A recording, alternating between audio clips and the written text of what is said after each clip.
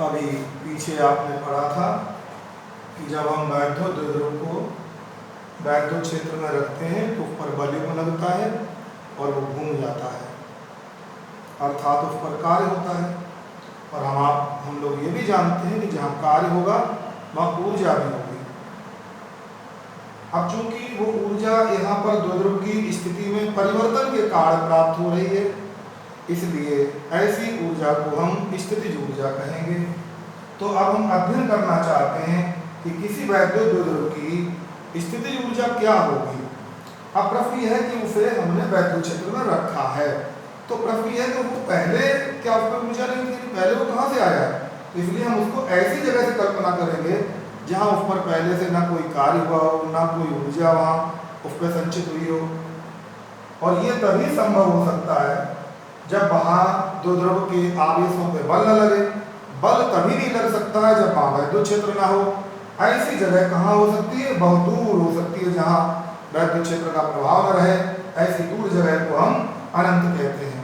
तो अब हम ये कह सकते हैं कि किसी वैद्युत द्विध्रुव को अनंत से वैद्युत क्षेत्र के भीतर लाने में किया गया कार्य उस पर ऊर्जा के रूप में संचित हो जाता है, जिसे हम उस द्विध्रुव की स्थितिज ऊर्जा कहते हैं।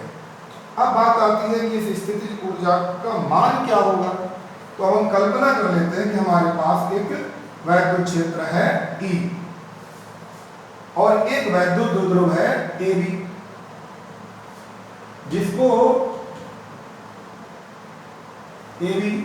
जिसको हमने अनंत में रखा हुआ है। इसकी लंबाई 2L है, इसके ध्रुवों पर आवेश -q और +q है, और ये क्षेत्र की दिशा के साथ थीटा कोण बनाता है।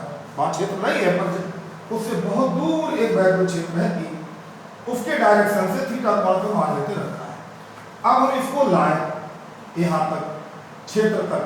तो जब क्षेत्र से पहले जहाँ क्षेत्र ही नहीं है तो वहाँ कोई कार्य द्विध्रुव पर नहीं होगा, चाहे उसको हम घुमाएं, चाहे हम उसको तिरछा करके क्षेत्र में ले आए, चाहे सीधा लाएं, क्षेत्र के बाहर उस पर कोई कार्य नहीं होगा। अब जैसे द्विध्रुव क्षेत्र के अंदर प्रवेश करेगा तो पहले एक आवेश प्रवेश करेगा, आप देख रहे हैं -q का बल किधर लग रहा है, क्षेत्र की विपरीत दिशा में लग रहा है। इसका मतलब उसका जो आकर्षण बल लग रहा है तो ये द्विध्रुव स्वतः क्षेत्र में अंदर आएगा। और जब दूसरा आवेश क्षेत्र में प्रवेश करेगा तो इस पर भी उतना ही बल लगेगा, पर दिशा किधर हो जाएगी, अब विपरीत, क्योंकि इसका धन आवेश है, विपरीत दिशा में लगेगा। अब अगर क्षेत्र के अनुदिश देखें हम तो द्विध्रुव पर दो बल लग रहे हैं, एक क्षेत्र की दिशा में और एक क्षेत्र की विपरीत दिशा में, दोनों परिमाण में बराबर है। तो इसका मतलब दोनों का अगर हम रेखी जोड़ करें तो 0। इसका मतलब अब ये बल इस द्विध्रुव के विस्थापन में कोई कार्य नहीं करेंगे, परिणामी बल 0 हो गया। अंदर घुमाने की नहीं बात कर रहे हैं, केवल सीधे खिसकाने की बात कर रहे हैं। तो अब कोई बल नहीं लग रहा है, इसलिए इसको सीधे खिसकाने में कोई कार्य नहीं होगा। तो केवल कार्य कब तक हुआ, जब तक द्विध्रुव क्षेत्र के अंदर प्रवेश करता है। अब मान लो थीटा कोण पे लाए इसको और स्थिति बनी हमारी A', B'। तो जब ये क्षेत्र के अंदर आ गया तो पहले आवेश को प्रवेश करने के बाद जब दूसरा आवेश प्रवेश करेगा तो ये कितनी दूरी तक करेगा, तब तक A' के बराबर दूरी विस्थापित हो जाएगा। हम लोगों ने पढ़ा हुआ है कि कार्य जो है वो बल और बल की दिशा में होने वाले विस्थापन के गुणा के बराबर होता है। तो यहाँ पर इस आवेश पर बल लगा था F बराबर QE, और वो भी आकर्षण का। ठीक, इसका मतलब ये स्वतः क्षेत्र के अंदर आया है और विस्थापन हो गया हमारा A'। अब यहाँ बल F का मान कितना है, QE, और A' का मान हम इस तरह से निकाल सकते हैं। ये यहाँ पर 90 अंश का कोण है, ये थीटा है। तो अब हमारे पास 90 अंश के सामने वाली जो भुजा थी वो कर्ण हो गई, कोण के सामने वाली लंब हो गई, तो जो बची A' वो तो आधार हो गई। तो हमने लिया A' बटे AB, यानी आधार बटे कर्ण। आधार बटे कर्ण बराबर होता है cos थीटा। अब इसको हमने लिखा A' बराबर AB cos थीटा। AB काहे के बराबर है, द्विध्रुव की लंबाई के बराबर जो 2L है, 2L रख दिया। इस मान को हमने ऊपर वाले सूत्र में रख दिया तो हमको प्राप्त होगा W बराबर Q गुणा 2L E cos theta. Q गुणा 2L बराबर द्विध्रुव का आरोपी होता है, तो इसलिए बन गया W बराबर PD cos थीटा। अब आप लोग जानते हैं कि स्थितिज ऊर्जा किए गए कार्य के ठीक विपरीत में होती है। जब निकाय कार्य करेगा तो ऊर्जा घटेगी,